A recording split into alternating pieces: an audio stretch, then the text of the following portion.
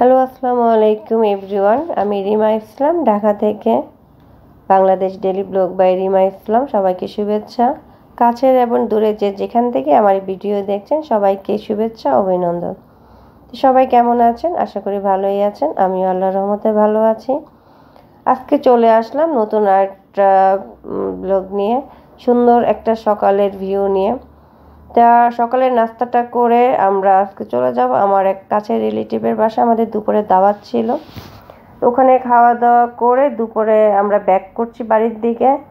বাড়িতে এসে আমরা আবার চলে যাব আমার ননাসের বাড়িতে।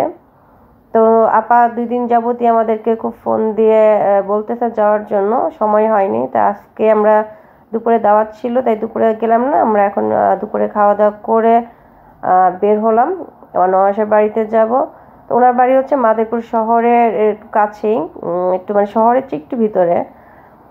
তারপরে আমার মোবাইলটা খুবই ডিস্টার্ব দিচ্ছে 2 দিন যাবৎ, ভিডিও করতে পারতেছি না, মোবাইল হ্যাং হয়ে যাচ্ছে।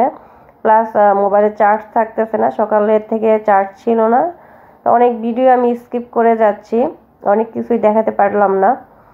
তারপরে আপার পাশে যেহেতু যাব, কিছু মিষ্টি নিয়ে নিলাম। আমরা এই দোকান থেকেই সবসময় মিষ্টি নিই, এই দোকানের মিষ্টিগুলো খুবই ভালো। আমি যখন ঢাকা যাই তখন আমি এখান থেকেই মিষ্টি নিয়ে যাই, বিশেষ করে রসগোল্লা আমার ছেলে অনেক পছন্দ করে। তো আমাদের এখান থেকে মিষ্টি নেওয়া হয়। তো আমার হাজব্যান্ড আরও কিছু ফল ফ্রুট নেবে। তা আমরা গাড়ি থেকে বের হয়ে একটু এটা হচ্ছে মাদারীপুর লেকের কাছে বসবো। এখন 3টা বাজে, আমরা দুপুরে খাওয়া দাওয়া করে দেরি করি নাই, কিন্তু তারপর অনেক রোদ। গ্রামের বাড়িতে সন্ধ্যা আর সকাল টাইম একটু ঠান্ডা পড়ে, আর বাকি সময়টা রোদ উঠে, ভালোই গরম। মানে আমার ছেলে কোট পরা ছিল, সে খুলে ফেলছে, তার অনেক গরম লাগতেছে। তা আমাদের সাথে আমি আমার দেবরের মেয়েকে নিয়ে আসছিলাম। তো এই লেক পাড়ে বিকালের সময়টা খুব জমজমাট, অনেক মানুষের ভিড়, অনেক কিছু বসে। একদিন আপনাদেরকে লেক পাড়ে বিকালের ভিডিওটা করে দেখাবো, আমাদের আসা হবে। তারপর আমি ছেলে আর মেয়ের কিছু ছবি তুললাম, আর তারপর আমার হাজব্যান্ডের দেখলাম যে কেনাকাটা শেষ। আমরা এখন একটা লেক পাড়ের মাঝে শাপলা ফুল ফুটলো। তারপর আমার হাজব্যান্ড সহ আমরা চলে গেলাম বাড়ির দিকে। এটা হচ্ছে আমার ননাসের বাড়ির সামনেই রাস্তার, এটাকে টিলা বলে। এটা ব্রিটিশ আমলের, ব্রিটিশরা নাকি করেছে, তাই ভাবলাম একটু ভিডিও করে নিই। এটা ঝোপঝাড় ভরা, এখানে অনেক সাপ টাপ থাকতে পারে, আর এখানে আশেপাশে খুব একটা মানুষ যায় না। আমি দূরে থেকে একটু ভিডিওটা করে নিলাম আপনাদের দেখানোর জন্য। তারপর আবার বাসা যাওয়ার পর আপু দুপুরে খাবার সাধলো, বাট আমরা যেহেতু খাওয়া দাওয়া করে আসছি আমরা দুপুরে খাইলাম না। উনি আমাদের অনেক ধরনের পিঠার আইটেমের নাস্তা দিল। এটা হচ্ছে চিতই পিঠা, দুধে ভিজানো। তারপরে শাহী পিঠা দিল।